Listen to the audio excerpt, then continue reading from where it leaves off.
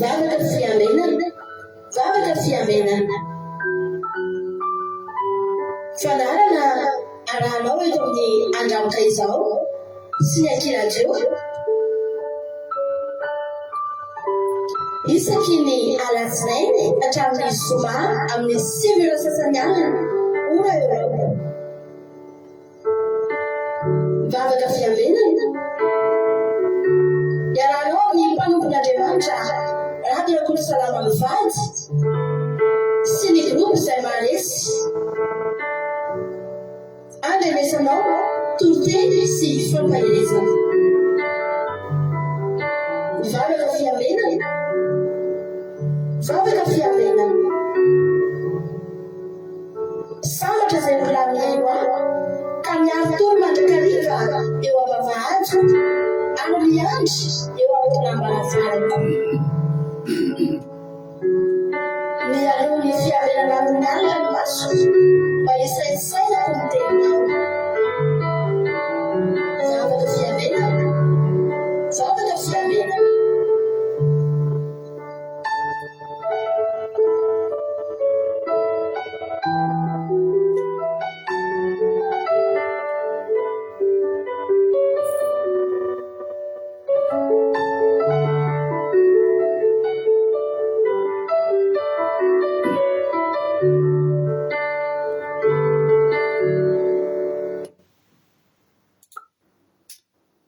Alléluia.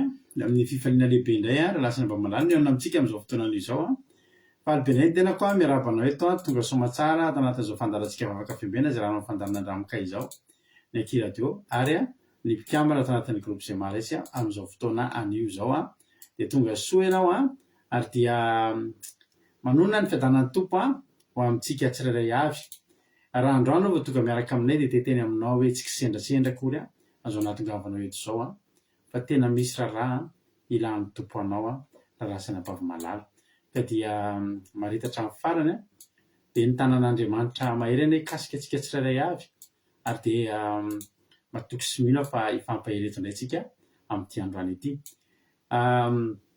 mino an'zatra rehetra ndreo tsika hivavaka mendraka ny fotoana ampilatan'Andriamanitra isika dia aveo tsika ifampahery eo ihany ifampiaraba sy ifanonona tsodrano androantsika dia miaraka amina olona anankiray mbola tsy henonareo teto mihitsy izy tondram-bavaka alleluia manomboka mba hivavaka amin'ny teny frantsay satria frantsay izy alleluia dia andoary ampandrotsika rahalahntsika Thierry Berthelot izy no hitondratsika anatin'ny vavaka fanomboana amin'ity androany ity amen.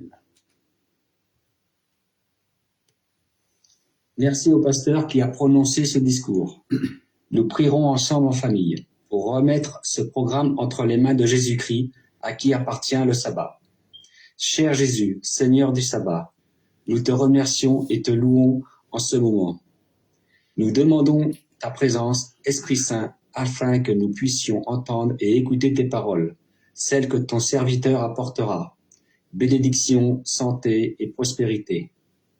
Protège le lien entre nous et nos familles. Couvre-nous de ton sang saint. Aide également tous ceux qui témoignent et relèvent ta gloire. Jésus-Christ, Seigneur du sabbat, que nous manifestions ta gloire chaque jour dans nos vies.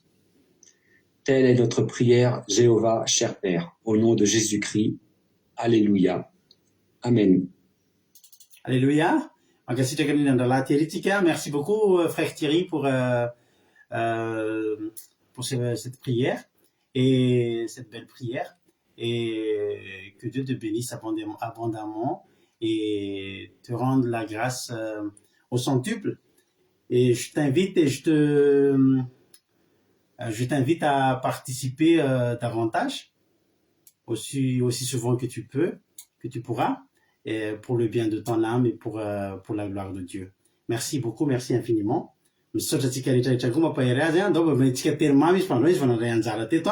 Dia mba ampaheresitsika izy mba handray anjarandray izy ao aoriana alleluia ny vavaka fanomboana foana hoe eto amintsika mety miafara amin'ny toriteny alleluia mbola ho avy ihany ny fotoana hitoriany zany lehilahy zany teny eto ary sitrapon'Andriamanitra ao moa zany zo sitrapon'Andriamanitra fa dia ho azy ny voninahitra misaotra betsaka anteritsika dia misaotra nareo ihany koa tonga soa matsara eto andao aloha tsika aloha ary nona tsodrano alleloia dia ao arinan'ny tsodrano dia nona ny anarinareo irabitsika tsirairay avy Isaia 50 sy 120 no vakitsika amin'ity androany ity amin'ny anaran'i Jesosy amin'ny anaran'i Jesosy indro Jehovah tompo avy amin'ny heriny ka ny sandriny any no anapaka indro ny valim-pity atolony dia eny aminy ary ny valinasa omeny dia ho anoloany iandro indro ny takany mpiandrondry izy ary ny sandro no anangonana ny zanak'ondry ka hotrotrony ao an-tratrany reny ary horoany miadana ka ampianahany haleloia amen zany anie no ataon'Andriamanitra amintsika tsirairay avy ho angoniny isika haleloia dia angoniny dia trotrony ao an-tratrany dia roany miadana sy ampianahany zany hoe tena tambatambazany fampitiavana be no hitantanan'Andriamanitra anao hitondranao ampitiavana be any Andriamanitra Sandola Koety Mirso Bianjana Arabie Saoudite Verserina Koety France fa tsy Koety Verserina France Ireka Karak France Razana Soa Sylvie Koety Kadakamlala France Marie-Jo États-Unis Itodonelina France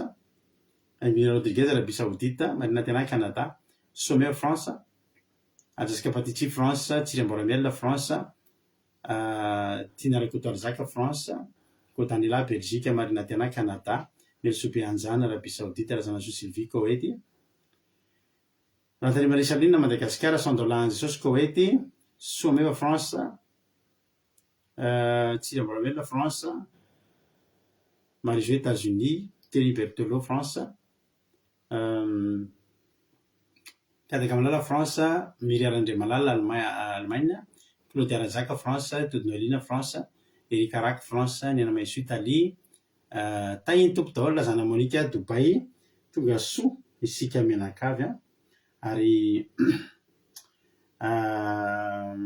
Lovritina France Tina Rakotoarzaka France efa niteneniko teo tainy tompotsika rehetrarehetra alleloia andao itsika hijova volombelona inona ary no fahasoavan'Andriamanitra nisy tamin'ny fiainanao inona ny azonao ny ambonahitra n'Andriamanitra amin'ity androany ity dia heriritsika dia ao anatin'izay tsika no hijova volombelona alleloia dia dia ny fahasoavan'Andriamanitra izay nameny fiadanana sy fitsarana tena hoe takany tamin'ny andron'ny Solomona dia sady tsy nisy ady tsy nahare ady dia mifaly be koa mijoro vavolombelona amin'io narovan'Andriamanitra tamin'ny ratsy rehetra araka ny nitsodranotentsika tamin'ny voalohan'ny taona tena hoe tsapako isan'andro ravana malala zany hoe arovan'Andriamanitra zany hoe arovan'Andriamanitra amin'ny loza amin'ny aretina amin'ny ratsy alleloia dia tena hoe tsara Jehova tsara koa Jehova fa mbola nomen'Andriamanitra fialan-tsasatra kely aloha alleloia no ny fahasoavany dia mbola manana fotoana hakanaina sy hipetrapetrahana ary hanomanana asan'Andriamanitra ihany koa dia ho an'Andriamanitra ny voninahitra tsy ambakan'izany moa ary tsy voatanisa ny valim-bavaka izay omeny tena tsapako mihitsy ravana hoe tena mitaha Andriamanitra ary tena mamaly vavaka satria manao statistika kely zany tamin'ity androany ity misy an'ilay mpanompon'Andriamanitra anankiray ilay tantaraiko anareo iny foana ilay anglisy iny manana bokony izy dia any ho any amin'ny amanaliny nosoratany daholo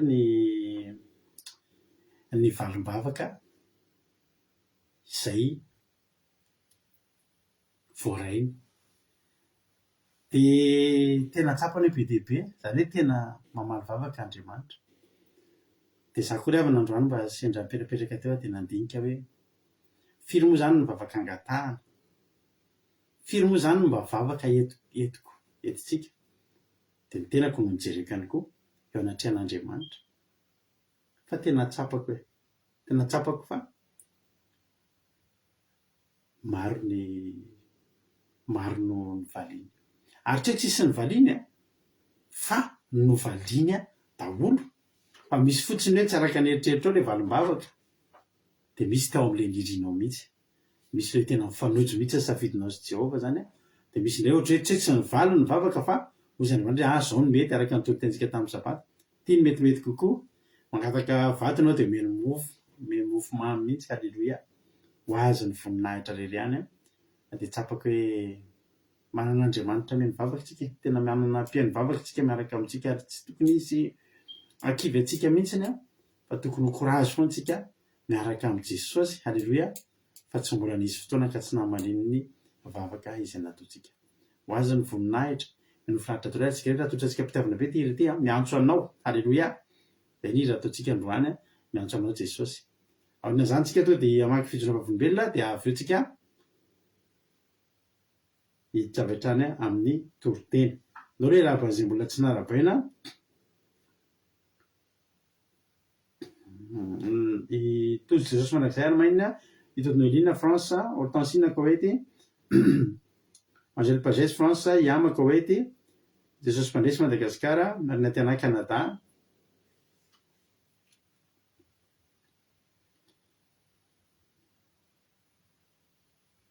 Anglina Andrina Solo France Sasany Apôstôly Madagasikara Manizilda Koety tonga soa daholo tsika rehetrarehetra meno finaritra daholo ary a de avy eo tsika miditra amin'ny tenin'ny famakiana ny témoignage tahiny Jesosy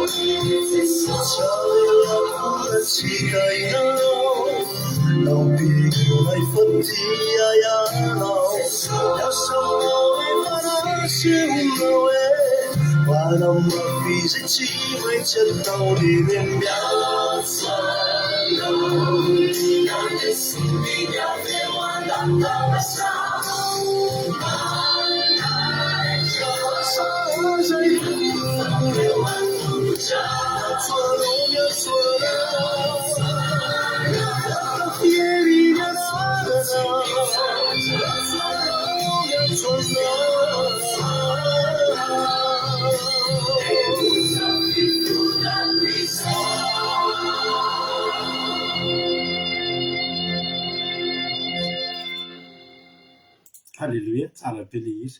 Tianareo ve le hira? Sotra mampionantsika nanotratsika niny hira iny androany a. Dia Jesosy amalifity anao a mampionana. Halleloia. Sotratsika rehetra ihany koa tamin'ny fijonava volombelona. Nanoatra voalohany marinety anah, hoy marinety anah, isaoran'Andriamanitra nandamina ny tontolo androko. Tarabisy dia nisy nanatitra tara tamin'ny rendez-vous fa resoma tsara. Lamima tsara daholo a. Ny dimandram-patonga taty an-trano tena fitahian'Andriamanitra zany. Tonga soa firizazana miadana Madagasikara. Tonga soa ihany koa artizanandreo Madagasikara, France. Alléluia. Hoy ny Charline hoe tenena Jesosy malala fa nisy olona telo taty ambanivohitra netiko ambavaka dia sa amin'ny valo mivavaka nataoko azy ireo faly be. Alléluia. Tsara be zany ara-paina neny a. Izy foana fa mahafinaritra zany. Saorana Jesosy me manampy souffrance. Hoy Tody Noeline hoe voninahitro n'Andriamanitra rery ihany fa lamima tsara ny fiainana mianakavy kely. Alléluia. Amen be. Alléluia. Tahin Jesosy. Hoy kadaka hoe misaotra n'Andriamanitra fa nandalo sy fahasalamana tena mafy zay ty mianaka tamin'ny vendredi teo. Dia letina mibavaka tamin'ny sabata teo a. Dia tena manasitrana Andriamanitra fa tena sitrana tanteraka izay a. Ary tena natanjaka ohatran'ny tsy narary mihitsy afaka nandeha ny asa androany mitovy amin'ny isan'andro. Dia raha ianao Jehova fa tena Andriamanitra manasitrana finaritra ny eo anao rery ihany. Amen. Halleluia. Tsara Jesosy. Hoy samay hoe tena Jesosy manao tompo sabata fa vita soma tsara ny tontolo andro a. Nahazo fahasalamana hatrany tsy naheno vaovao ratsy. Mbola tonga eto isika mianakavy. Tsara anao Jehova ray malala. Tompo sabata. Halleluia. Amen. Halleluia. Mahafinaritra zany. Hoy tojo hoe any tontolo androko androany dia tsaroko isaorako an'i Jesosy fa faly be rehefa nandeha fiara teo a. Dia efa kivy a andeha fiara tamin'ny la neige be. Fa dia raiko Jesosy fa rehefa nirava ny asa za dia avy ny orana dia levona ny la neige teny an-dalana dia orana dia nisosa tsara ny dia sady tonga dia nilamina ny asa amandrarà rehetra. Dia isaorako koa izy a niaro sady nanome sakafo zaza ho anay. Alléluia. Amen. Hoy Lina hoe misaotra tojo a. Alléluia. Misaotra n'Andriamanitra lehibe a fa nilamina ny tontolo andronay mianakavy kely. Tototra soma tsara ny asa amandrarà izay nasina natao. Faly ny mpampiasa dia raina Jesosy a voninahitra ho azy rery ihany. Amen. Alléluia. Hoy ama hoe amen. Misaotra ny raharaha tery izy. Hoy Erika hoe dia raina Jesosy a mbola nomeny tombonandro sy hery ary fahasalamana sady narovany foana tamin'ny ratsy rehetra. Amen. androany za rehefa niasa tany ampiasana dia niaraka teo ambony latabatra dia niraraka teo ambony latabatra ny rano tao anatin'ilay tavoahangy fisotro dia raraka teo amin'ilay tablety fiasana ihany ilay rano. Padiraiko Jesosy fa mbola nandeha ilay tablety dia tena tsapako hoe mbola Jehovah no nampandeha azy. Alleluia, amen. Arovan'Andriamanitra hoa, arovan'Andriamanitra ny valalam-pandany ekenan'olo tablety. Oko Daniela hoe alleluia, misaotra Jesosy malala mbola nanome tombonandro fahavelomana sy fahasalamana ary tsy ngeritaona ho an'ny zanako lahy omaly sady nomeny tontolo andro mahafinaritra be fa tsara ny tompo voninahitra ho azy irery ihany. Amen, alleluia. Hoe raha irarisoa ny zanak'irana vavisika ko Daniela tsika fa anniversaire ny omaly. Teny mamy, aiza ny teny mamy, bon anniversaire ny zanakao dia ho tahin'Andriamanitra trany ane a, dia fahasoavan'Andriamanitra ane a ho aminao a sy ny ankonanao. Alleluia. Hoy ity narakotoary zaka hoe sotran'Andriamanitra mahery ny tenako noho ny fahazahoana sy fitahina omeny alalandava, fahasoavana sy fitahina omeny alalandava. Misaotra indrindra Jesosy malalako a sy fanadinono ahy, misaotra Jesosy a. Alleluia, amen. Tsara Jesosy. Zay no ela, zay ny fitondràna vavolombelona. Andao atsika hiditra amin'ny toriteny. Alleluia. Ny toriteny a izay hoentin-drana vavintsika mandroany moa dia groupe 5 no mandray anjara amin'ity androany, manomboka amin'ity androany ity. Dia mentsika fitenenana avy hatrany indray ary ny groupe 5 izay ranam-baviama no solotena hitondra ny tenin'Andriamanitra. Dia avy eo rehefa vita moa ny azy ny toriteny dia mivenetiny tena famelapelatra ny toriteny. Ray tsara baiboly hiditra amin'ny toriteny tsika. Teny Jesosy azo oka manao fitenenana. Halleluia, misaotra pasitera nanome fitenenana manona fiadanan'ny tompo amintsika tsirairay avy izay tonga amin'izao vavaka fiambenana izao. Mbola raisiko fahasoavana ho ary havana tonga ny tenin'Andriamanitra indray akatsika fampaherezana amin'ity alina ity. Raha itsika ary ny baibolitsika hijery izany tenin'Andriamanitra izany tsika. Tenin'Andriamanitra izay hitantsika ao bokin'ny Jaona 4:4, Jaona 4:4 ka hatramin'ny 7. Raha hitantsika baibolitsika jerentsika izany tenin'Andriamanitra izany raha jerentsika sora mandrery ambony dia vaky toy izao minaran'i Jesosy manao hoe ny nampiononan'i Jesosy no ny fon'ny mpianany sy ny nilazany ny amin'ny fanahy masina. Halleluia. Nampionan'i Jesosy ny fon'ny mpianany sy ny nilazany ny amin'ny fanahy masina. Halleluia, amen. Vaketsika ny tenin'Andriamanitra. Halleluia. Ary izao angataka amin'ray ary izy hanome anareo mpananatra. Halleluia. Hafa mba ho eo aminareo mandrakizay dia ny fanahy fahamarinana izay tsy azo izao tontolo izao ho raisina satria tsy hitany na fantany fa ianareo no mahafantatra azy satria mitoetra eo aminareo izy ary ho ao anatinareo. Alleluia, amen. Alleluia. Izao mangataka amin'ny ray izy moa ilay mangataka amin'ny ray eto ry havana. Alleluia. Jesosy ilay nangataka amin'ny ray. Jesosy nangataka amin'ny ray mba hanome anareo mpananatra hozy izy mpananatritsika fanahy masina. Mpananatra ny fanahy masina nomeny Jesosy atsika ahatonga atsika hanana fiainana, ahatonga atsika ho ahazo valimbavaka, ahatonga atsika ahita ny fahamarinana, ahita ny hoe manahoana moa zany asa fanompoana zany. Satria tsika raha tsy manana fanahy masina ry havana dia zava-poana zavatra rehetra atao mandeha anjambany fotsiny na fiainanao ary. Raisiko ohatra ry havana ohatra tsika zao manao zavatra ao an-tokantrano ao. Indraindray zavatra apetraka hoe tsy dia mety adinonao na zavatra tazomin'ny tananao eo ary.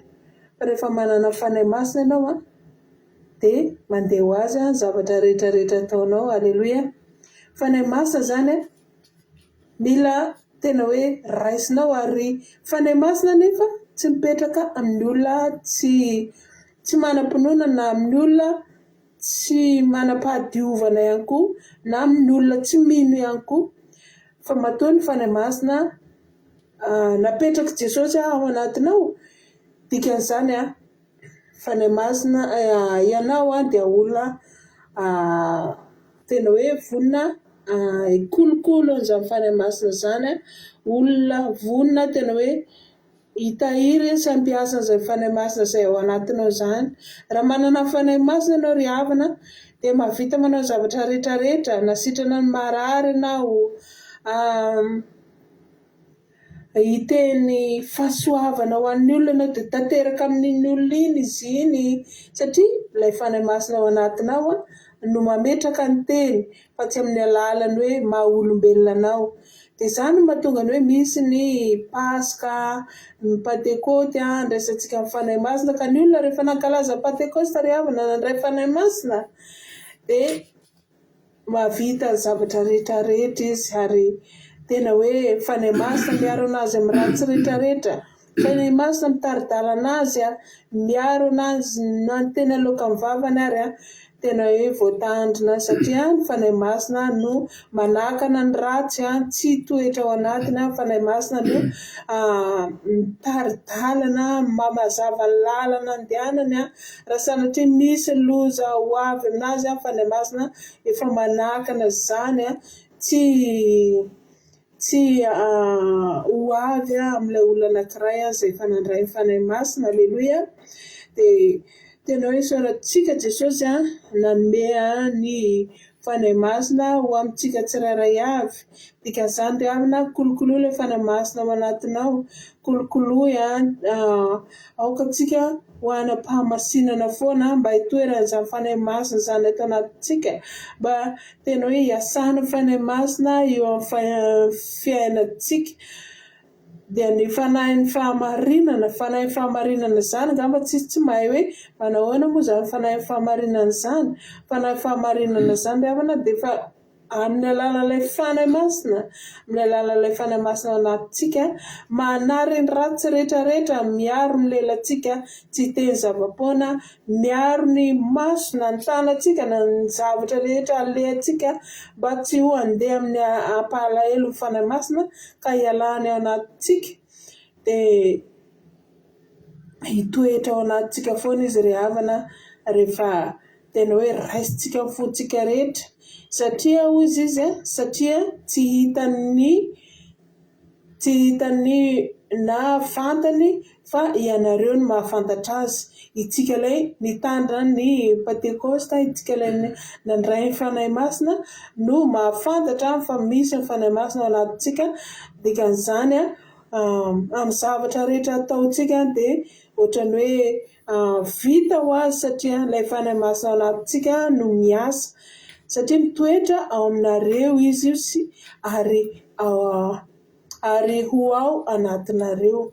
Marina izany ry havana. Aleloia. Soratsika ny Jesosy amin'ny fanahy masina izay natoetra ato anatintsika ka azahoantsika fiainana.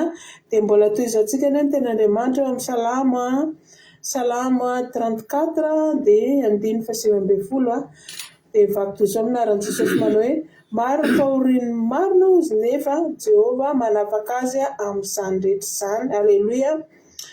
Raha maha anatintsika ny fanahy masina ry havana, ninona zavatra miseho amin'ny fiainantsika amintsika rehefa ao anatin'izao fanomponan'Andriamanitra izao dia betsaka ny zavatra miseho. Betsaka ny zavatra miseho nefa reny rehetrarehetra reny dia ahatsapahantsika. Natao hiseho ireny ary Jesosy dia tsy manome zavatra izay tsy zakantsika. Natao hiseho ny problème isan-karazany, natao hiseho ny olana, natao hisedra olana ny olona mivavaka mba hafantarana hoe misy fanahy masina ao anatiny, mba hafantarana hoe miasa ilay fanahy masina ao anatiny. Fa raha ianao izany nisy zavatra nataonao nefa tsy zavatra miseho mihitsy amin'ny fiainanao dia tokony handinika tsika hoe misy fanahy masina avy ao anatintsika. Miasa ve ilay fanahy masina izay noraisintsika? Mbola ao ve ilay fanahy masina izay noraisintsika tamin'ny lalan'ilay fanaovantsika ny fahamarinana? na inona ry havana fahoriana mety mianjady amintsika fa rehefa ao anatintsika ny fanahy masina dia resitsika foana reny rehetrarehetra afaka eo amin'ny fiainantsika foana reny feno fandresena foana tsika amin'ny fiainantsika rehefa fanahy masina no miasa ao anatintsika. Dia ny dikan'izany aoka kolokoloantsika ilay fanahy masina izay nomeny Jesosy antsika, aoka kolokoloantsika mba hananantsika fiainana, mba handresentsika ny ratsy ary mba hitaritalana antsika amin'ny zavatra rehetra ataontsika sy ahafahantsika manao ny asan'Andriamanitra. Raha tsy ao anatintsika ilay fanahy masina ry havana, zava-poana na ny ten'Andriamanitra na ny vavaka izay rehetra ataonao, satria mandeha ho azy fotsiny ny teny alokan'ny vavanao. Fa izany mahatonga antsika hoe mila ampivavaka antsika alohan'ny hitondra ny ten'Andriamanitra na hanao ny vavaka sy ny asan'Andriamanitra rehetra izay andreketantsika, dia azahoantsika vokany tena hoe araka ilay teny pastera foana hoe tsy toy ny idiranao teto ny voanao. Fa raha tsisy ny fanahy masina eto amin'izao fandaharantsika izao, zava-poana izany ataontsika hoe teny pastera izany. Fa matoa ny olona anankiray mijanona eto na eno izy androany na eno izy rapitsa tavela eto ny olon-tena hitandrina fahamarinana. Dikan'izany miasa ilay fanahy masina izay nameny Jesosy ho an'ny pastera, nameny Jesosy ho antsika tsirairay avy izay manao asan'Andriamanitra eto. Dia aoka ho kolokoloantsika, aoka tena hoe hitandremantsika ny zavatra hampalahelo fanahy masina ka ialana ao anatin'ny fotsika. Fa raha izany voatandritsika dia tena hoe na ninona asan'Andriamanitra ataontsika ahitantsika vokany foana, ninona zavatra ataontsika sy olana izay sedraintsika dia ho resintsika daholo izany rehetrarehetra izany. Ka kolokoloy ry havana ny fanahy masina ao anatinao, tandrema ny zavatra-dratsy hampalahelo fanahy masina dia ho tena hoe hanananao fahasoavana, hanananao fiadanana amin'ny fiainanao rehetrarehetra, azahoanao tena hoe vokatra tsara amin'ny asan'Andriamanitra izay ataonao ary hitahiry ny fitiavanao an'Andriamanitra ihany koa izany rehetrarehetra izany. Dia izay ry havana ny ten'Andriamanitra fohifohy izay nentiko tamintsika teto dia ho an'Andriamanitra rerany ny voninahitra ho antsika fiadanana tsirairay avy. Aleluia, amen. Aleluia, mankasitraka rinanao Zokiama tao anatin'izay toriteny mamy be mahafinaritra be izay tsara be ny toriteny fa dia Jesosy hamaly fidianao dia mitombositra dia mitombo fa soavana hatrany dia mahereza foana amin'ny asan'ny tompo. Azafady Jaona 4:20. Ny solamandry moa dia nampinonan Jesosy ny fon'ny mpianany sy nilazany ny amin'ny fanahy masina. Izany hoe misy ampinonana izany mampalahelo kely izany ny mpianatra teto fa handeha Jesosy. Dia ny fampinonana nomeny Jesosy amin'ny mpianatra dia tsy inona akory fa ny fanahy masina. Nametraka lova izany Jesosy, nametraka cadeau izany Jesosy. Ohatran'ny teny tamin'ny mpianatra aza malahelo nareo fa Timoe, aleluia. Ary ny cadeau napetraka Jesosy ho an'ny mpianatra dia napetranao antsika ihany koa satria isika koa mpianatra. Dia cadeau tena tsara, sarobidy, tsy nisy ohatr'izany. Tsy haiko inona ny cadeau tsara indrindra, satria mba hiteny inona ny cadeau tsara indrindra tena tsapanao, tena voarainao teo amin'ny fiainanao. Inona ny zavatra tena cadeau tena nahafinaritra anao indrindra teo amin'ny fiainanao, voarainao. Fa ireny tsy mbola misy tsara ohatran'ity cadeau nomeny Jesosy antsika ity dia ny fanahin'ny fahamarinana. Ny fanahin'ny fahamarinana izay fanahy masina ihany koa. Raha ihany ny fanahin'ny fahamarinana sy ny fanahy masina dia fanahy ary personne anankiray mihitsy koa tahaka an'i Jesosy ihany. Fa izany hoe miala amin'ilay Jesosy hita maso izany ny olona, ny mpianatra, dia hiditra amin'ilay fanahy masina tsy hita maso. Ary raha jerena amin'ny mason'olombelona zany de ohatry ny aloha ihany Jesosy milamina mihitsy sy sainao mety hoe io Jesosy io tony mihitsy zany ianao anaty sambo kely anaty tafio-drivotra mahafantatra hoe io Jesosy io sa hoanao zay hoe azonao tsapaina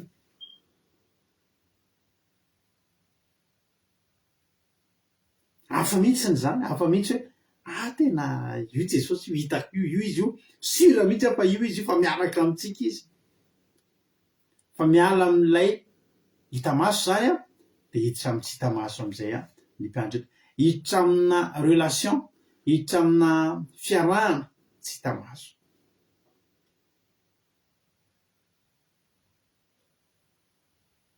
ny zavatra mahafinaritra amin'izy de zao misy fotoana tsy eo Jesosy fa mpianatra eo de tena kivy ny mpianatra rehefa tsy nahitany Jesosy eto tsy teo de volazany ten'Andriamanitra mihitsy fa nisy fotoana niverina nandeha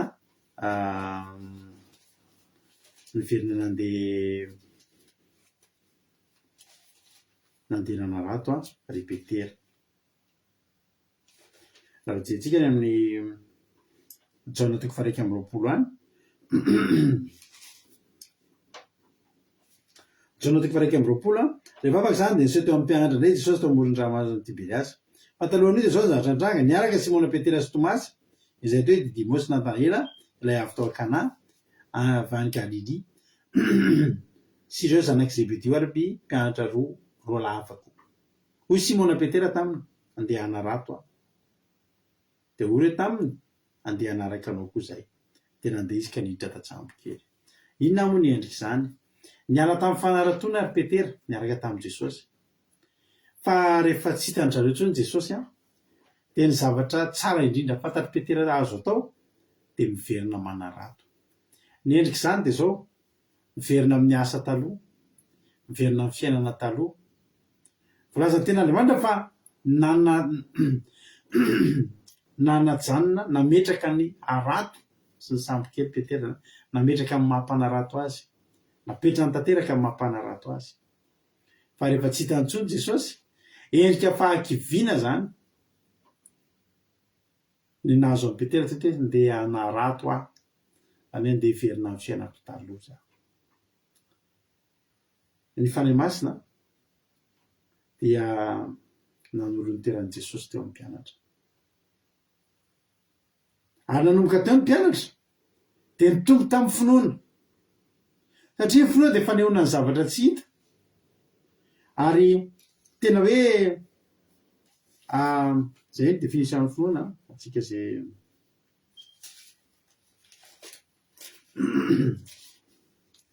atsika zay ony tena Andriamanitra amin'ny Hebreo 1:20 ary finoana fahatokiana amin'ny zavatra tenaina fanehoana ny zavatra tsy hita ny olona mino zany de olona tsy mahita fa olona manatena ny zavatra zay mbola tsy hitany akory zay ny atao hoe mino alleloia manomboka eto zany ny mpianatra tsy maintsy na tiany na tsy tiany hitombo amin'ny finoana na tiana na tsy tiana tsy maintsy hitombo amin'ny finoana ny mpianatra mino fotsiny fa eo fanahy masina alleloia fa izao anefa riavana ny tena mahatonga ny mpianatra tena ny zavatra tena nataony Jesosy ny asa nataony Jesosy de zao ny fahamarinana ny fanahy masina tsy hoe miara-mandeha aminao hoy Jehovah'Andriamanitra hoe tamin'ny Hebreo 1:20 Hebreo 1:20 Erika hoy soratra masina hoe hoy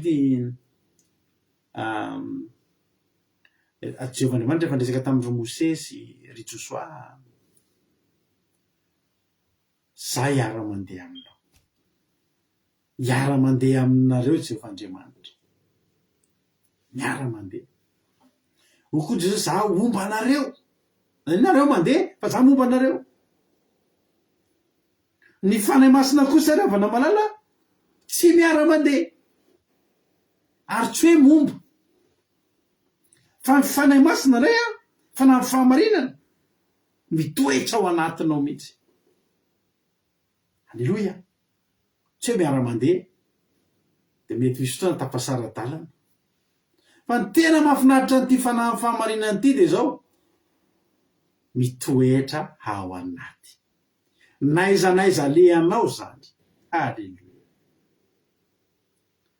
Na mipetraka ianao na mitsangana ianao, na matory ianao na mifo ianao,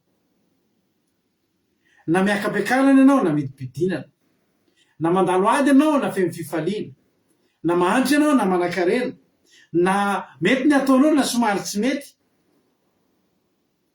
io fanahy fahamarinana io mitoetra ao anaty. Alleluia. Ny fanahy fahamarinana dia mitoetra ao anatinao mihitsy. Niditra tamin'ny mpianatra amin'ny fanahy fahamarinana dia monina nidina tao. Io fanahy fahamarinana io raisina io. Ho ten'Andriamanitra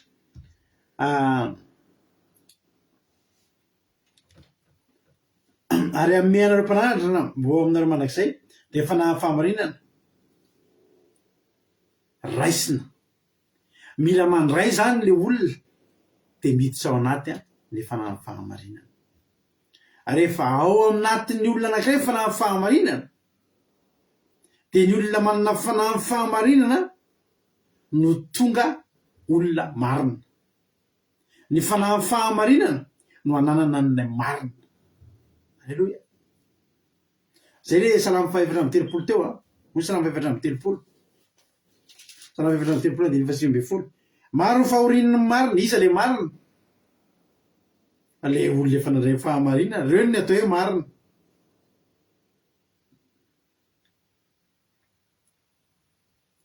Tsy hoe marina na diso, fa reo ny nandray fanahy fahamarinana.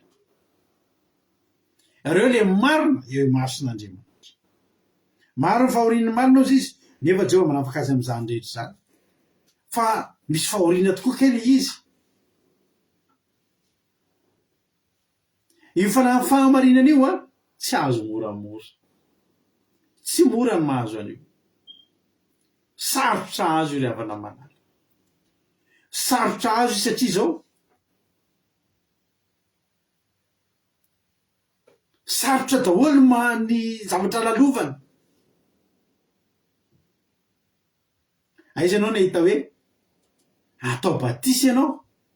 Vao maly zay na mpianatra batisa olona dia niteny tamin'ile olona hoe tsy hoe mampitahotra fa mampitandrina, mampiomana. Rehefa atao batisa tsika hiditra amin'ny batisan'ny fahamarinana. Satria ny atao hoe batisan'ny fahamarinana dia izay nataon'i Jesosy. Le marina rehetra lazaina zany, le fahamarinana zany dia ny fahamarinana izay araka ny Baiboly.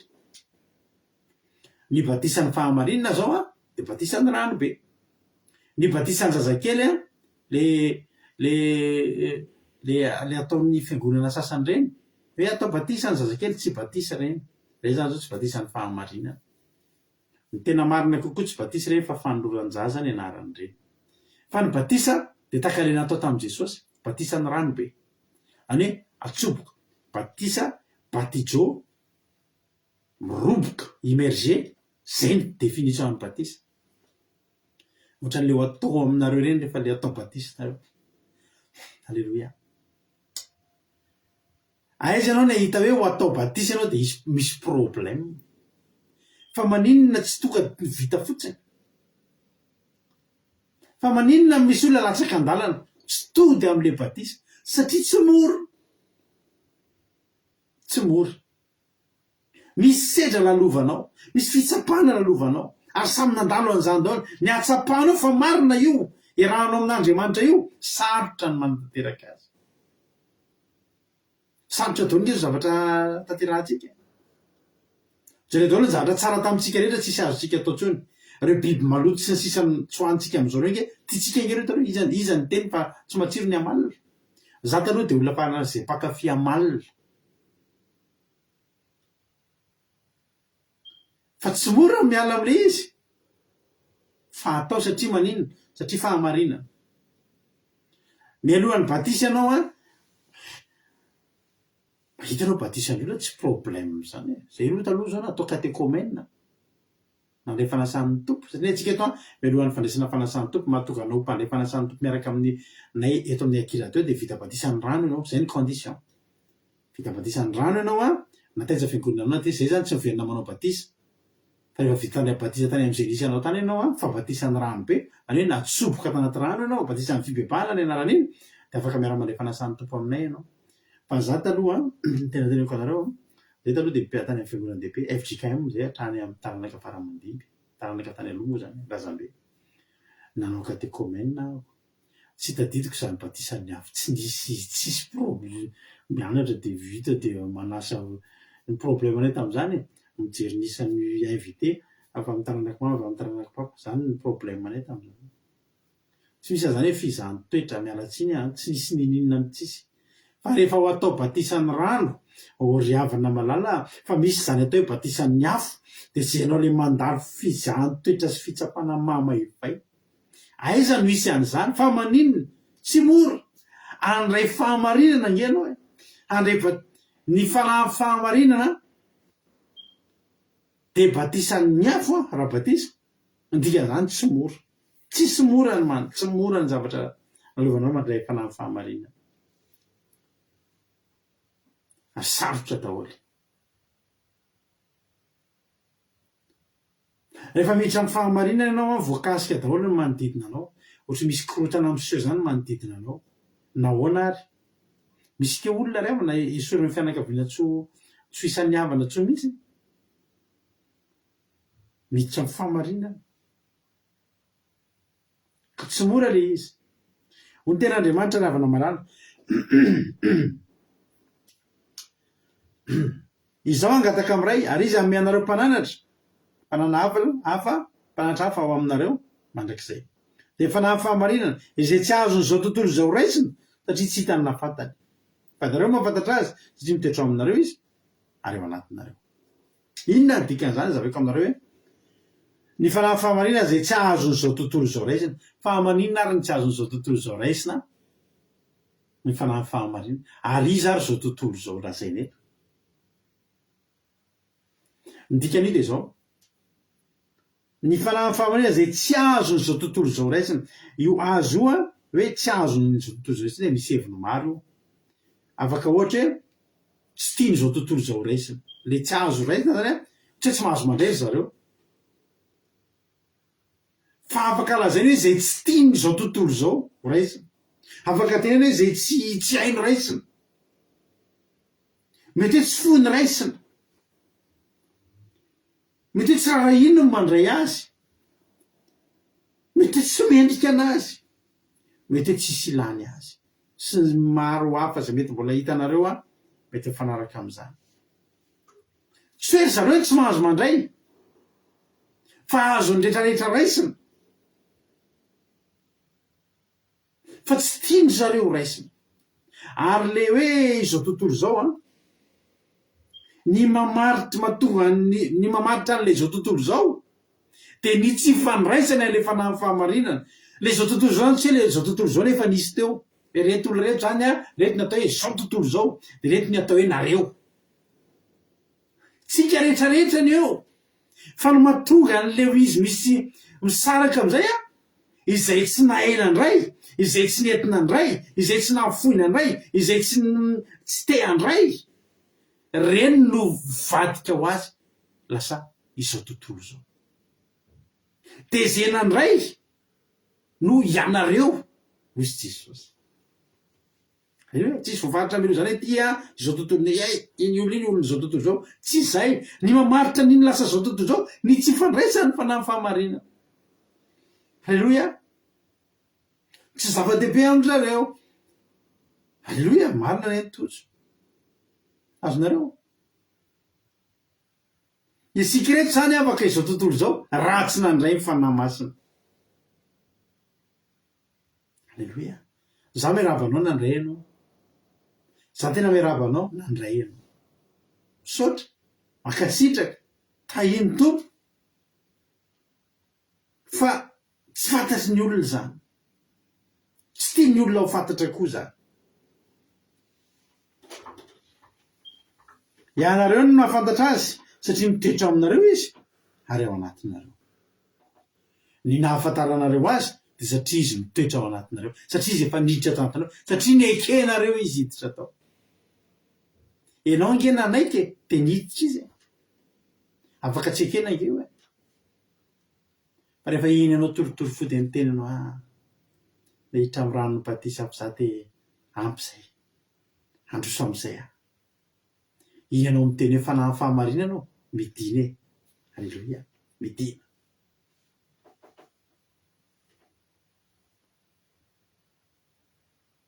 Misy olona aloalofan'ny fanahy fahamarinana fotsiny, manaloalo eo fotsiny izy, dia misy miditra ao anaty, misy mitoetra ao anatiny mihitsy, ao anatiny mihitsy, ary tsy afaka mivoaka tsony izy. Alleluia. Araka ny teniko taminao, na mahantra izy ao izy, na manan-karena iny ao izy. Ny olona rehefa maneloelo anazy fotsiny fanahy fahamarinana dia ohatra ny marina ihany izy, dia ohatra ny mandeha araka ny sitrapon'Andriamanitra ihany izy. Alleluia. Dia tsy mihinana zava-padina ihany izy, dia ohatra ny matsapa ihany izy hoe fahamasinana izao atao, mamila mandeha amin'ny fahamasinana. Fa ny ahafantaranao fa mitoetra ao anatinao izy, sa maneloelo eo aminao fotsiny, dia izao. Ovay kely nge ny situation anao e. Ovay kely fotsiny ny situation ny fiainanao, dia eo no ahitanao ao anatinao ve izy sa teo ivelany. Alleluia. Misy olona rehefa manitra izy dia anaty fahamarinana,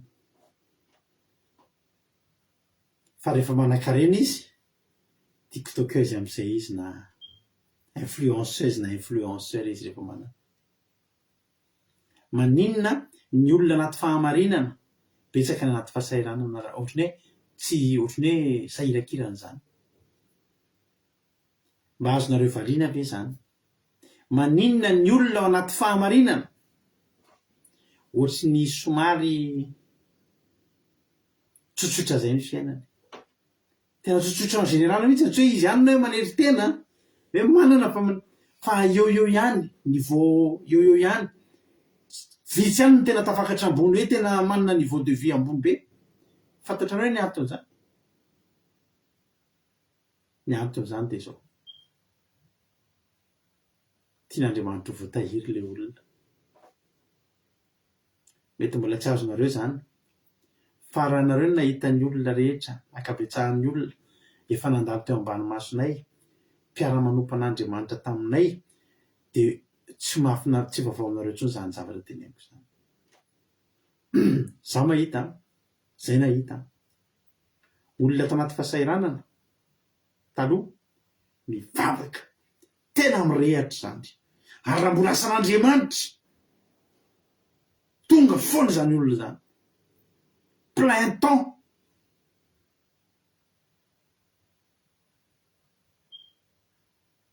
Tenivon'ny fiangonana isy anay taloha dia manana groupe d'intercesseur izay. Matetika vehivavy ny groupe d'intercesseur. Ina ny antony?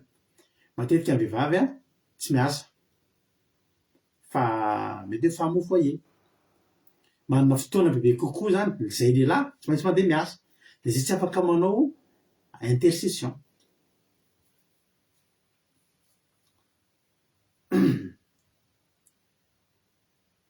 Fa zao fotsiny ny teneniko anareo, miroborobo be ny groupe d'intercession rehefa betsaka ny tsy hanasa ao am-piangonana. Mialatsiny fa zava-marina teneniko anareo, fa ataovy mahita asa ataony ireo vehivavy ireo ifampitadiavina, ifampiantsoana ny groupe d'intercession, ny olona anao intercession. Izy ihany afaka fianarana, tsy afaka fa miasa. Za iny efa mahita asa e, tsy ratsy mahita asa. Miasa ianao rehefa mahita asa. Mazava tsy ny teteny aminareo, betsaka ny olona mibavaka sy tena olona tena matoky tamin'ny asan'Andriamanitra rehefa mbola anaty fahasairana. Betsaka ny olona hitanay tahaka izany. Tsy mety miala atao tsy haiko mihitsy isaky mitory an'ity teny zany le ranabavy kely vao kely zany dia efa nentin'ny dadany tao anaty fahamarinana, nitandrina sabata, niala tanaty fahamasinana. Tsy mbola nahita an'izany ranabavy kely zany ianao ka nanao short, nanao mini-jupe na zavatra ohatr'izany. Mara-pahatonga ny fotoana nahita azy izy efa lehibe, efa nanomboka lehibe dia nahita azy izy. Dia nividy moto scooter. Hatramin'izay ma dia mihipisa.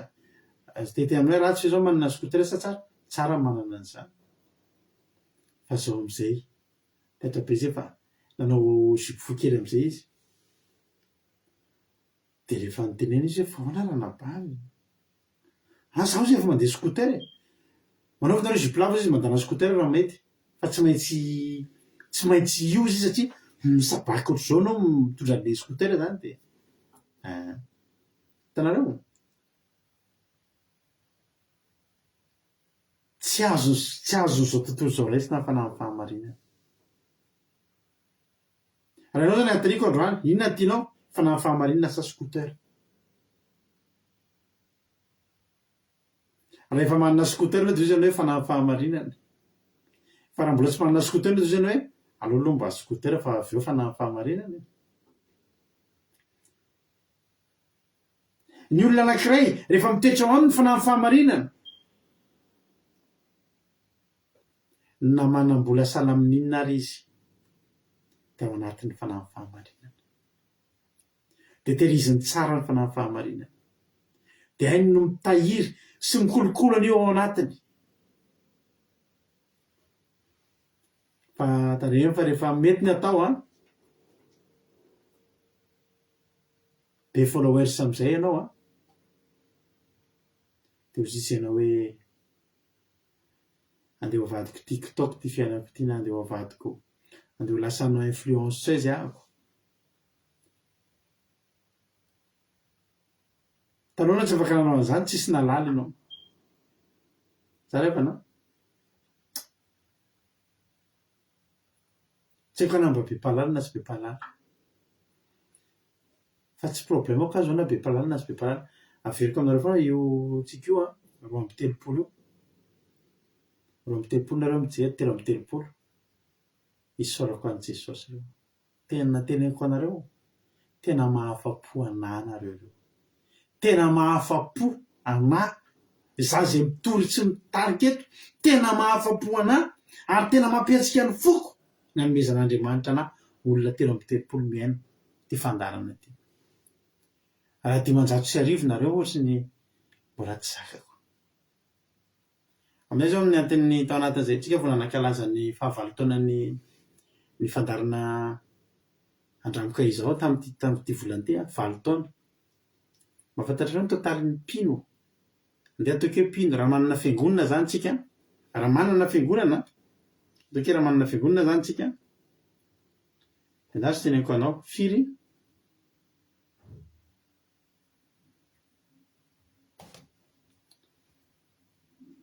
ary maromaro ihany antsika izany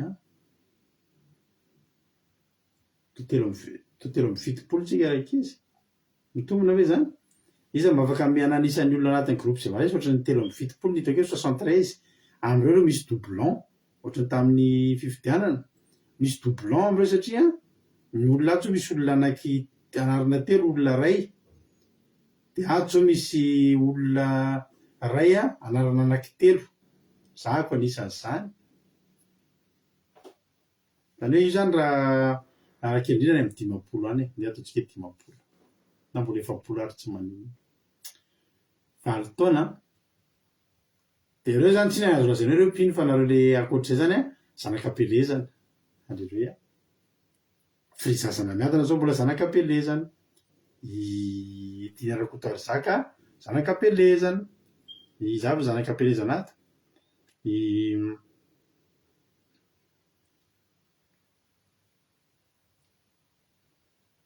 Izavy jery anarana zanakam-pelezana hafa koa tsika. ery Rousseau ka président zanakam-pielezana mihitsy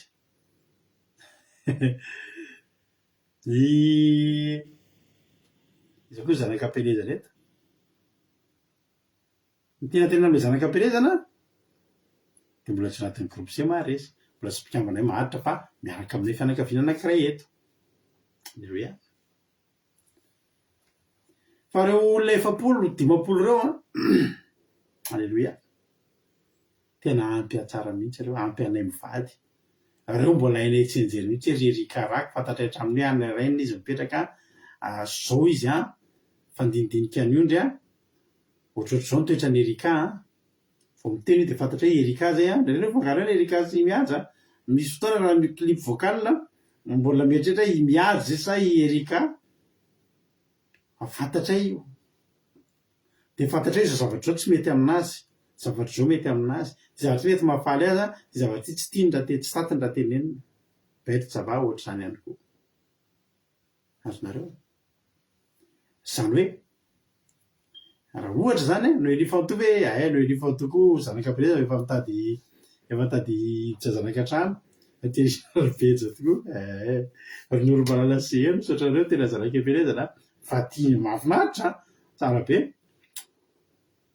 Ny dikan'izany de zao raha 500 nareo tena tsy arakay tsy fantatry koa ry izy io. Ny tiako lazaina aminareo de zao mandeha tsikelikely le izy io zao 70 de mety akatra 80 de tonga tsikelikely de fa misy fotoana napahafantarinay Thierry Berthelot miditra tsikelikely de manomboka fantatra izy ohatry ny ahoana izy vao hoe ilazina famonjena de fa tonga Erika am'le sticker samy tomanina le eo ampilatananao anjila efa fantatra daholo nge zany ange fantatray aminareo daholo alleluia. Fantatray daholo nareo rehefa fantapantatra daholo na hoe anina ohatr' zao alleluia. Zao le anina zao iratiany anina vao io le alefa de fa anaty commencement de fa vany micro de mivavaka izy anaty commencement misy mivavaka mifangady de fantatra hoe ianina feoany tahafidy tsy anina zava fa zay feoany alleluia. Zany ange io fa zao na lasa rivo ary naty izaty ary lasa fantatr'olona maneran-tany de zao no teniko anareo za tsy vadika tiktoker mihitsy atao Facebook na hoe anao zay amfalifaly ny olona eto fa satria fomba betsaka kosa anao atao hitady zavatra mahafalifaly ny olona tsy de tsiry avy vao mandeha ny livre zao de fa iny zoky alain kivilina de zoky alain Claude Arazaka saotra anareo re zanakam-pielezana daholo alleluia. Rehefa manao fety tsika de tonga zanakam-pielezana invitentsika daholo reny rehefa amin'ny manao fety tsika aoriana miona nareo nge afaka tonga amin'ny pasika atsika amin'ny 31 mars alina alimbavaky ny pasika ty atokantranonay zay afaka moa zay tsy afaka de ao amin'ny Zoom. Zatra tiako lazaina de zao manahoana ianao sy ny fanahy fahamarinana am'izao tsika miteny zao 2025-2026 tsika zao Jesosy ho avy ary efa akaiky Jesosy. Fantaro ny tenanao androany, fantaro ny tenanao. Miara mandeha aminao ve mifanindry an-dalana aminao hoe fanahy fahamarinana sa tena ao anatinao. Raha ao anatinao io tsy miala tsony na inona aleanao na iza ataonao rehefa tena mitoetra ao anatinao io de tsy miala aminao tsony. De na iza aleanao de tadidinao foana misy fanahy fahamarinana ao anatinao tsy mety zany zavatra toko zany tsy hanao an'izany. Alleluia.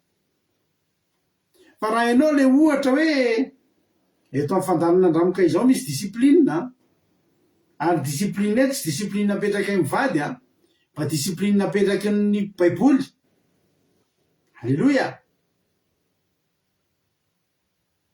Ka raha eto aminay ianao miaraka aminay ato anaty groupe zay maharesa ka vao mivoaka eto ianao de miverina amin'ny fiainanao taloha fiezeny alina teto zay rehefa eto a namana tsara fa voatseto a avoaka anaty armoara am'izay patalorana bavy avoaka anaty fitoerana firavaka am'izay nkavina sy ny sisa ranabavy ndrala moa tsy lazaina tsony raha vo zay a de zay ny afantaranao fa tsy mbola atao anatinao ny fanahy fahamarinana fa mbola nieloelo teo fotsiny fa rehefa ao anatinao io tena tsy mety aminao tsony ny miverina am'ireny tsy mety aminao tsony rehefa tena tsapanao mihitsy zany tsy ty za ahoana mbola iverena tinana nyity zavatra ty ahoana mbola afahako mitafy an'ity zavatra ty tsy mety amiko tsony zany misy olona manao juplava izy a satria reny mety mora sy tsisy mividiny amin'ny fripy satria mbola tsy manana moyen izy de reny ny anaovany de anaty fahamarinana izy fa ataovy manana moyen am'izay izy vitanana an'le tena le mirantiranty eny amin'ny vitrine lefa nao n'izao tontolo zao a le tena le sady lafo vidy no manitonitona de eo ny afantaranao ao anatin'ny hoe mifanahy amin'ny fahamarinana sa sao de mba mbola zao tontolo zao izy tsika ravana malala de tsy mba kristianina tanalahy zany ny kristianina tanalahy de miova raikaraky ny toerana misy azo ny lokony fa nao tokony ny kristianina manana fanahy amin'ny fahamarinana hiteny foana ianao ary na hainao rery sisa miavaka anatin'ny olona 2 anatina fety anankiray ianao miavaka de tsy mamenatra anao zany fa raisinao voninahitra Andriamanitra ny anatinao izy mbola menatra mivavaka misakafo raha hoe anaty reny restaurant aty andafo ohatra ianao de vo mivavaka misakafo de jerijereny olona izy mbola menatra am'zany raha zany aza de mamenatra anao a de mbola miteny anao hoe so de mbola tsy ao anatinao izy mbola mihoatra noho izany ary nge mbola hijorotsika mihoatra noho izany mbola hijorotsika ka za te teny aminao androany rehefa namalala tsy azon'izao tontolo zao ndraisiny zany satria maninona sady tsy hitany notona fantany tsy fantany kory de tsy hitany ihany koa zay ilana azy tsy hitany zay mahatsara anazy tsy hitany zay tombotsoa ananana an'io fa mpianatra kosa mafantatra azy fantatry ny mpianatra ny fanahy fahamarinana fantany tombotsoa ananana miaraka aminy fantany tolotsaina omeny fantany fiarovana zay omeny fantany ny famangina zay ataony alleloia ny taridalana alleloia mikasika de zany mahatonga ny fanahy mitoetra ao anatiny ary miditra sy mitoetra ao anatiny ny fandraisanao ny fanahy fahamarinana androany no iklasin'Andriamanitra anao ho isan'ny marina hoy ny ten'Andriamanitra hoe Salamo 5:30 famaranako azy hoy ny ten'Andriamanitra manao hoe maro ny fahorian'ny marina nefa Jehova manafaka azy amin'izany rehetra vao maheno an'io de tsy matahotra anao ihany tsy marina zany maro ny fahoriana ny tena marina amin'io de zao maro ny fahorian'ny marina maro koa ny fahoriany zao tontolo zao ty fa ny marina afahana Jehova amin'izany rehetrarehetra zany zay kely izy io problème anao efa tokony namononao tena fa anao tsy mamono tena amin'izany satria avotany Jehova amin'io ianao fa misy olona manana olana ohatrany hoe efa namono tena ohatr'izay hoy Paoly hoe kivy matetika zay fa tsy mba mamoy fo tsika tsy mba mamoy fo zany ny olona mamoy fo zay ny différence revana maro ny fahorian'ny marina fa maro koa ny fahorian'ny tsy marina fa nefa kosa nendreny avelany lo reny fa no ny am'le marina zany de maro ny fahorian'ny marina nefa Jehova manapaka azy am'reny rehetrarehetra reny zany raha misy fahoriana arivo de ahafahan'i Jehova arivo alleloia raha mianjery impito anao izy le fomba fitezay mitsangana imbalo raha misy olana arivo zany Jehova manana vaholana raisy arivo alleloia Jehova lasa lofoana am'reny rehetra reny Jehova manapaka azy am'reny rehetra reny ko anjaranao no misafidy hijanonao izao tontolo zao anao sa hiditra amin'ny fahamarinana ny fidiranao ny fandraisanao fanahy fahamarinana ny atonganao ho isan'ny marina eo anatrehan'Andriamanitra ho tahiny tompany antsika rehetra mino sy manantena fa voalainao zay afatra zay natsika izara fahatsapana. Inona no azonao lazaina, inona no azonao ambara. Afaka manomboka miantso nareo amin'ny compteko Radio Akiradio raha hiditra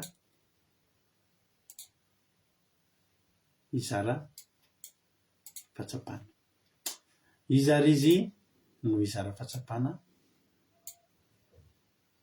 voalohany.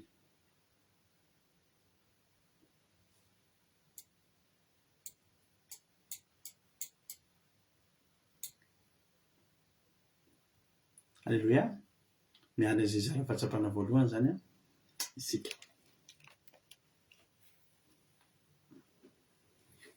Mbola tsisy izara fahatsapana dia tonga dia nefa misy. Alleluia. Lasa loary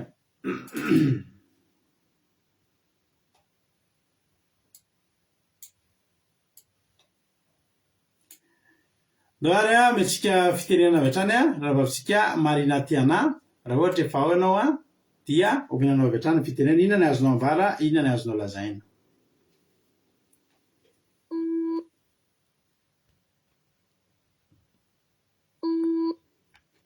Maheno ve marina tiana?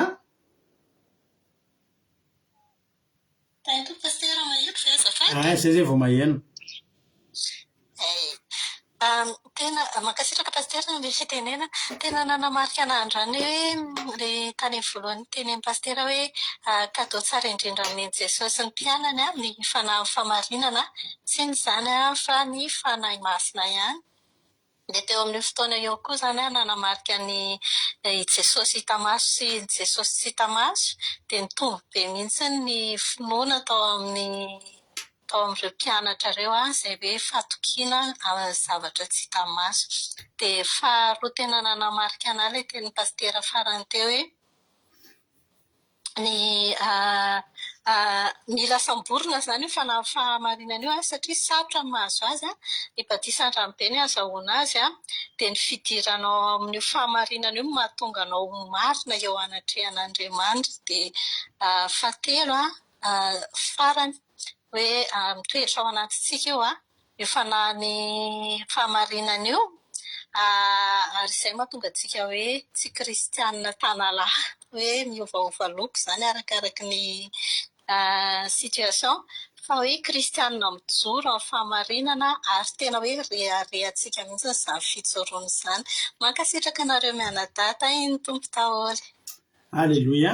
Mankasitraka ninanao marina tiana tao anatin'izay fizarana fahatsapana izay entinao zay. Andriamanitra manakaipa saona marivitianao dia mitombozy dia mitombo fa saovina trano dia mahereza foana amin'ny asan'ny tompo ny marina tiana dia fanan'Andriamanitra ny fanahy fahamarinana ahombanao ihany koa dia hitoetra ao anatinao. Halleluia. Raha tsika ampiditra olona hafa manaraka indray raha ohatra ary efa ao indray raha vavintsika Aimbrina Rodriguez dia tonga dia milaza avy hatrany fitenenana. Aimbrina Rodriguez anao ny fitenenana. Mankasitraka pastera na amin'ny fitenenana dia manonona ny fahitanan Jesosy amintsika rehetra. Mankasitraka nareo mianadahy koa tamin'ny tenin'Andriamanitra.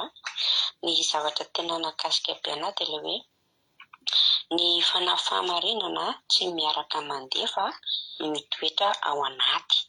Dia mila mandray zany ny olona anankiray. Dia raha manaiky tsika dia miditra izy dia mitoetra ao anatintsika. Dia hoe tsy mora ny zavatra lalovana rehefa hiditra amin'ny fahamarinana. Dia ny farany hoe ny olona anankiray rehefa mitoetra ao anatiny fanahy fahamarinana na dia manam-bola be izy na inona fari-pananana dia tsy miova mihitsy izy fa kolokoloiny tsara ny fanahy fahamarinana izay ao anatiny. Dia farany ilay hoe ny fanahy fahamarinana mitoetra ao anatin'ny olona anankiray mahatonga anazy ho isan'ny olona marina. Dia izay ny tena nakasika pastera dia mankasitraka indrindra dahiny Jesosy. Amen. Alleluia. Mankasitraka indrindra anao nampavy Aimbrina Rodriguez tao anatin'izay fizarana fahatsapana mamy be izay. Dia Jesosy ny marivitianao dia mitombohozitra tombo fahasoavana foana hatrany hatrany a mahireza foana amin'ny asan'ny tombo. Halleloia.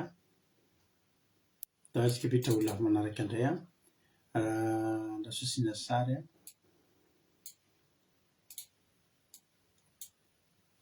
a raha ohatra ary a efa ao a raha latojo a dia menanao avy hatrany fitenena inona ny azonao ambara androany. Efa tena ao mihitsy aloha raha latojo Jesosy dalatsika rehetra dia mankasitraka be dia be anareo mianadata amin'ny toriteny fa nahafinaritra sady nahakasika na le hoe maro ny fahoriany marina fa Jehovah manafaka anazy.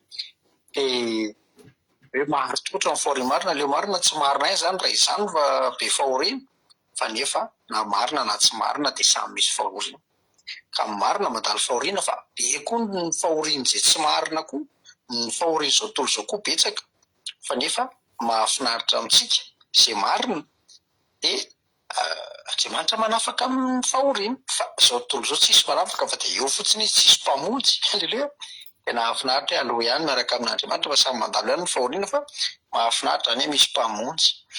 Dia nahakasika anaky hoe manome gato tsara indrindra Jesosy teny fanahy masina mihitsy no omen'ny mpianatra. Halleluia. Dia le hoe izao tontolo izao a tsy mety handray ny fanahin'ny fahamarinana, tsy tiany a, tsy fony, tsy zava-dehibe aminy. Dia tena mampalahelo satria dia tiany ilaina tokoa ny fanahin'ny fahamarinana. Dia izay no nakasika anahy dia tahin' Jesosy taholy. Halleluia. Mankasitraka indrindra anao a raha latojo a tao anatin'izay fizarana fahatsapana mamy be izay. Jesosy anie hamaly fidianao dia mitombohositra dia mitombo fahasoavana foana hatrany hatrany a dia mahireza foana amin'ny asan'ny tompo. Halleloia.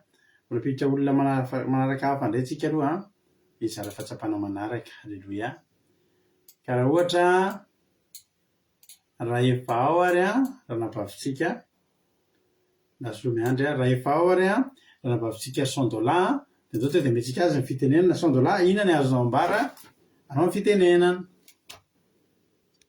Tain'i Jesosy pasitera dia misaotra betsaka na ny fitenenana ary misaotra betsaka nareo mianadako tamin'ny fampahirezana androany. Ny tena voaraika androany a nitovitovy tamin'ny ranadahy tojo teo hoe momba ny fanahin'ny fahamarinana.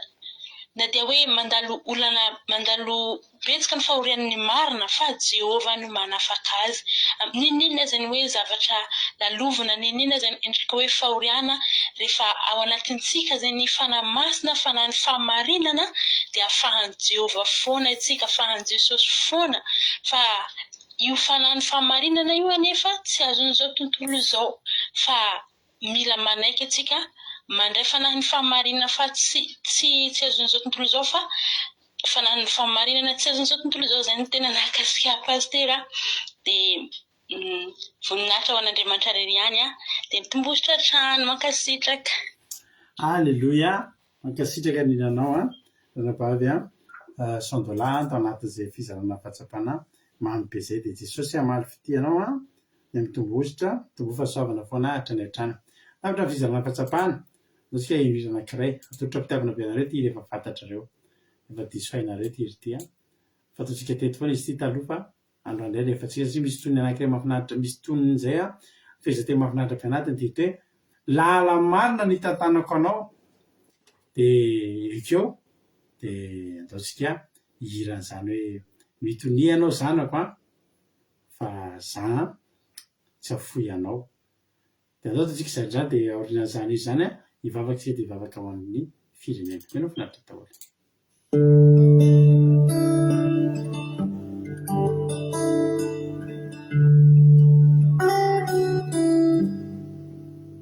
Mitonia zanako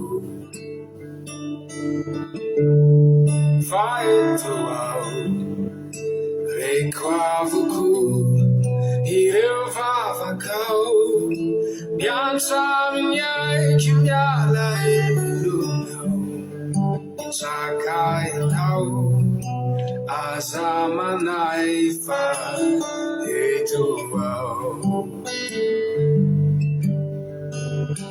matoky ay zanako visao tiafoy anao etsio fafako Ni rano masonao Tapako zay Tapanao Tikolosianao Indrindra zatiko fa eto ao Ny zavatra rehetra tsy voatery hafaly anao fa ny zavatra rehetra miara-miasa soanao aza malay fa eto ao tsy averako andeha irenao mety tsy ho azonao zay tondrako anao fa aza manay aza manay fa izao hitantananao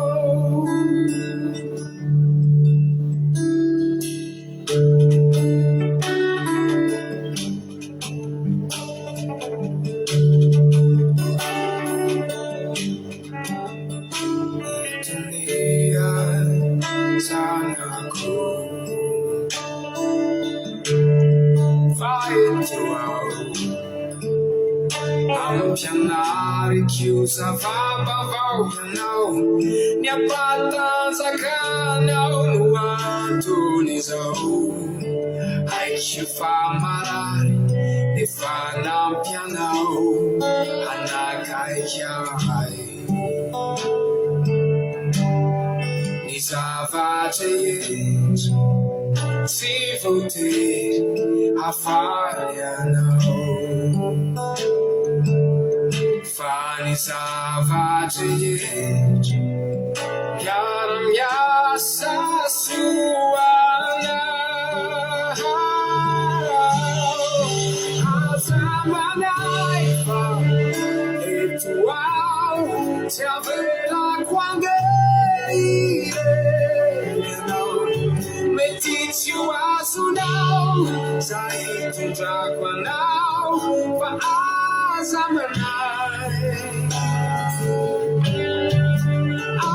aza manay fa izao hitantananao ny zavatra rehetra tsy voatery hafaly anao fa ny zavatra rehetra miara-miasa soanao aza manay fa eto ao tsy averako andeha irenao mety tsy ho azonao zay tondrako anao fa aza manay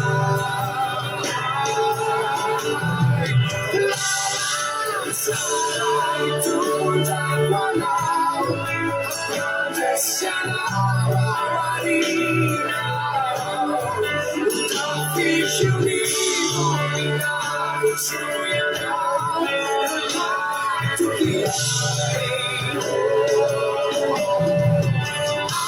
aza manay fa izao hitantananao aza manay fa izao hitantananao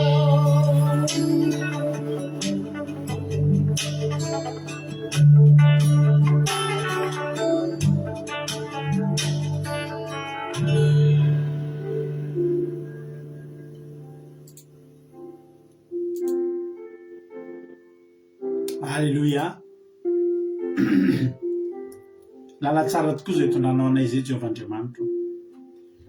Misaotra ny amin'ny fanafahamarinana zay natolotra anay tsirairay avy. Misaotra ny amin'ny fanafahamarinana zay napetraka taty anatinay Jesosy. Misaotra ny amin'ny fanahy masinao nandresy lahatra anay. Misaotra ny amin'ny namelinao ny lalanay. misaotra Jehovandriamanitra ny amin'ireo fanafahanao anay tamin'ireny fahoriana maro reny satria aty anatinay fahamarinana. Misaotra anao zay Jesosy ny amin'ny fahatanterahana fotoana teto Androany. Misaotra ny amin'ny fotoana rehetra, fandraisana anjara rehetra, na tamin'ny vavaka fanombohana, na tamin'ny toroteny, na tamin'ny famelabelarana ro avy mivavaka amin'ny firenena ihany koa. Isaonay anao tsy tapaka zao fandarana zao satria ny tananao no nitazona izy ty tsy ho tapaka. Ary tahio Jesosy ny teny rehetra zao nitoriana teto mba amoa avy zato eny any am-ponay tsirairay avy. Oka izay reto mba samy ho tany lonaka avokoa andriny izany teninao zany mba tsisy ho verimaina reny teny reny fa samy ahery, samy ampatsevina anay avokoa, tsisy ho adinonay na dia ray aza. Indrindra izy tonga teto Jesosy androany dia mba meo fahasoavana valy fity. Oka ianao mamaly fity izay rehetra tonga teto androany na vita ny ary tory sy na fohy ny torimaso, na fohy zavatra maro, na fahana ny ain'ny teninao, faharena ny teninao, harena ny fahalalana ny teninao, ary voninahitra ho anao rery ihany. Raha tory izay amin'izao zao dia nanjerinao ny tombo manodidina anay tsirairay avy, hiaro anay, ary famindraponao irotsaka aminay tsirairay avy ka mbola velinay na Ziona eto indray tsika izay tsirairay avy rapitso ho voninahitra ny ananao. Misaotra Jesosy malalo. Halleluia. Amen.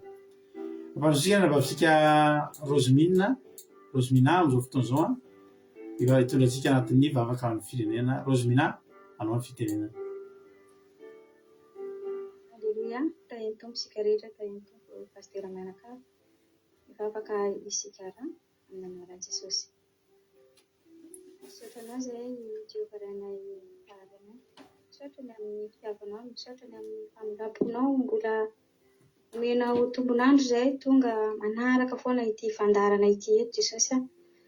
Dia ny farananao masina no mitarika anay, mahatonga anay mbola lalipaka ato anatinay tokoa ny fitiavana anao. Ny fananao masina no mitoetra ato anatinay, mbola ahafahanay manatanteraka ny sitraponao masina sy manao ny asanao ka mizara ny filazantsara-nao.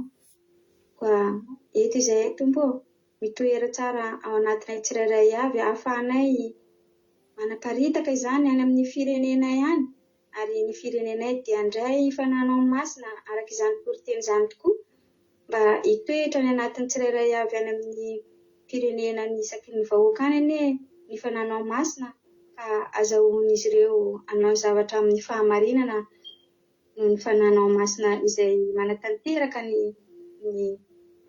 sitraponao dia ho tanteraka amin'izy ireo ny famonjena azo avy aminao Jesosy diova amin'ny ranao masina io firenena io ka dia ahita ny lalan'ny fahamarinanao ary toetra ao anatin'ny mpitondra sy ny vahoaka rehetra ny fananao masina azahoan'izy ireo fahamarinana anao ny asany tsara ara-dalàna ahatsiaro anao foana raha vao tady vilivily sy iotakotaka izy ireo dia ny fananao masina no mamoa sy mamelombelona ny ao am-pon'izy ireo ka dia ho voasakana ny asany ratsy rehetra dia ho feno fananao masina ny fiainan'ireo vahoaka malagasy ireo ary ho masina avokoa na ny arena kely ao anatin'ny firenena io aza dia ho hamasinonao ane Jesosy angatanay zany mba azahoanay famelombelomana na dia malagasy miparitaka raha izay reto Jesosy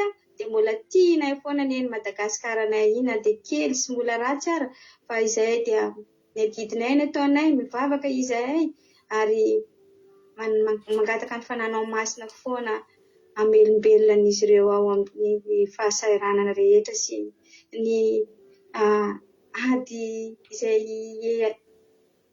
iadivan'izy ireo ao Jesosy mba ho atonta taratasy mendrika koa ny ataon'izy ireo fa tsisy solokisoloky Jesosy izany mihitsy no tianay hongotana anatin'ny firenena io ny fahamarinanao, ny lalan'ny fahamarinanao ny tena tadiavinay Jesosy satria efa mafy loatra ny ady-tsainan'ny malagasy amin'ny fitondrana ny ao amin'ny zavatra rehetrarehetra ao dia mbola maro ny mahantra dia mbola mahantra foana fa ampitomboy ireny fananao masina Jesosy izy ireo mahantra ireo mba ho feno fananao masina anao zavatra mety madio araka ny sitraponao, ny fahadiovana rehetra Jesosy any ao anatin'ny fosiny, any anatin'ny fanahy ary na ny tanàna sy ny manodidina, satria ianao koa dia tsy iaina anatin'ny fahalotoana Jesosy, anatin'ny isan'ny tokantrano tsirairay avy any, anjakan'ny fananao masina anie Jesosy dia ahiratra io firenena io araka ny sitraponao tompo malalo, dia hita fiadanana ny ankizy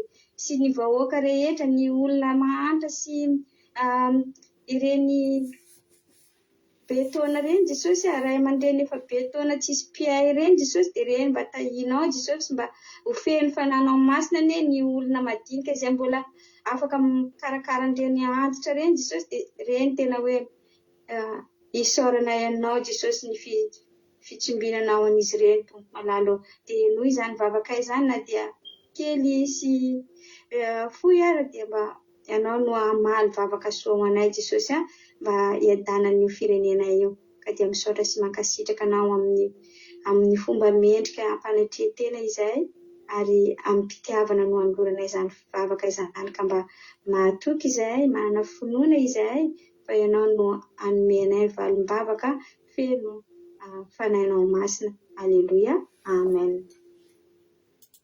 Alleluia, mankasitraka randranam-bavintsika Rosemina izay vavaka amin'ny firenena izay, dia misaotra betsaka ihany koa ny ranam-bavy Ama tamin'ny toriteny, dia misaotra andrala Thierry Bertelo koa tamin'ny vavaka fanomboana, misaotra nareo rehetra izay zara fahatsapana, dia misaotra nareo rehetra tonga teto any araka taminay. Jesosy amary fitenareo dia mitombosa sy fahasoavana hatrany. Raha mbola tsy tonga amin'ny roalandro Jesosy ka tahiny tompo venenana soamantsaritsika dia eo netondrentsika raha-pitso amin'ny ora tahaka izao. Maro tonga izany dia mirary torimaso mamanao dia tontolo andro hialoava amin'ny fahavelomana, fahasalamana heri-tanjaka hamaky vakiana amin'ny tontolo andro no raha-pitso. Tahiny tompo daholo mahay resika tsirairay avy. Halleluia, amen.